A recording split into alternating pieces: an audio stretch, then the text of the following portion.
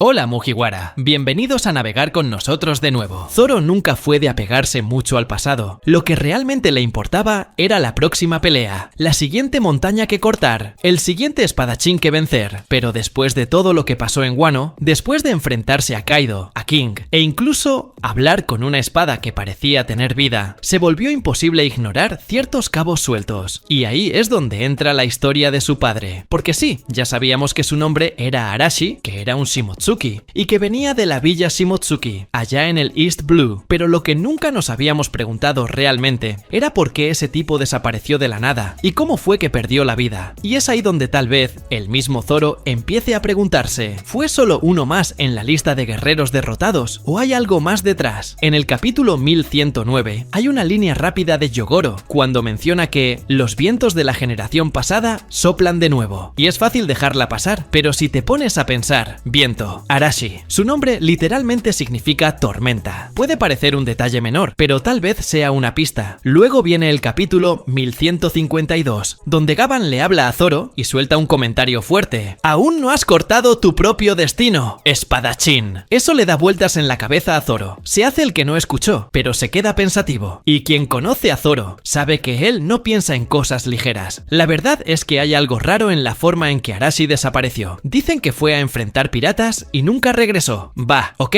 mucha gente muere así, pero ¿por qué nunca encontraron su cuerpo? ¿Por qué su espada, que se decía era del mismo herrero que forjó la Wado Ichimonji, nunca volvió a aparecer? Tal vez esté escondida, tal vez alguien la guardó por miedo, tal vez terminó de nuevo en Wano, y ahí es donde se pone aún más loco, porque en el BAF, en el capítulo 1153, cuando muestran el submundo de Yggdrasil, hay un momento en el que Loki observa una tumba olvidada, medio oculta, y dice, no todas las espadas que duermen aquí son de gigantes. ¿Qué tipo de tumba guarda espadas de guerreros humanos? ¿Y por qué habría una espada así ahí? Y si, solo si, una de esas espadas fuera la de Arashi. Tal vez, y solo estoy especulando, Arashi se enfrentó a un grupo de piratas por orden del gobierno mundial. No porque fuera marine ni nada así, sino porque descubrió algo que no debía. Tal vez tenga que ver con el símbolo de la familia Shimotsuki. Tal vez protegió a alguien. Tal vez se fue, no porque quería pelear, sino porque sabía que si se quedaba, el peligro llegaría hasta Zoro y Tera. Y en medio de todo eso, cayó. Pero su espada fue llevada por alguien, quizás por algún revolucionario. Tal vez hasta Dragon lo vio pasar. Quizás fue guardada en Elbaf por antiguos aliados. Zoro, sin saberlo, ya ha estado sintiendo cómo esa espada lo llama. En el capítulo 1147, cuando entrena junto a Sanji y Luffy cerca del árbol del tesoro, siente un zumbido en el oído izquierdo. Luego mira hacia arriba y ve una ave negra gigante volando sobre ellos. No se sabe bien qué es, pero el sonido que hace es Ka-Zen, como si dijera viento de filo. ¿Coincidencia? Tal vez no. Podría ser el llamado de una herencia que él ni siquiera sabe que tiene. Pero el tiempo pasa, Zoro crece y termina justo en el país donde todo comenzó. En Wano no solo enfrenta las batallas más grandes de su vida, sino que también hace algo que nadie más ha logrado. Despierta el Haki del Conquistador. Y eso es muy importante, porque hasta ahora el único Shimotsuki confirmado que tuvo ese poder fue Ryuma. Y ahora Zoro. Tal vez Arashi iba por ese mismo camino, pero no tuvo tiempo de despertar su poder por completo. Tal vez por eso su espada aún está en algún lugar esperando al heredero correcto. En el capítulo 1033, cuando Zoro enfrenta a King y Enma empieza a absorber su haki, es como si la espada misma lo estuviera poniendo a prueba, para ver si era digno de portar a la voluntad que representa. Cuando pasa esa prueba, dice, ahora entiendo lo que la espada quiere de mí. Y ahí, por primera vez, sonríe con respeto hacia una hoja. Eso nunca le había pasado, ni con la Sandai Kitetsu, ni con la Shusui, solo con la Wado Ichimonji y con Enma, ambas ligadas directamente a Wano, ambas ligadas a su historia. Y ahora que está en el BAF, ahora que las cosas se están calentando y que el mismo Luffy está enfrentando a figuras absurdas como Imu y los Caballeros de Dios, tiene sentido que el pasado empiece a tocar la puerta. Y la forma en la que Zoro va a enfrentar eso no será sentándose a platicar, será enfrentándose a alguien que tiene la respuesta. Tal vez Loki, tal vez un guerrero antiguo que conoció a Arashi, tal vez hasta un clon revivido por Vegapunk, con recuerdos del pasado. Pero si hay algo que parece claro, es que el ojo izquierdo de Zoro, ese que siempre pensamos que era solo un detalle estético o una cicatriz cualquiera, tal vez está esperando la espada correcta para abrirse. La espada de su padre. La espada que completará el estilo final de Zoro. No como un nuevo ataque, sino como el cierre de un ciclo. Él no quiere ser el nuevo Ryuma, quiere ser el primer Roronoa Zoro. Pero para eso, necesita aceptar de dónde viene.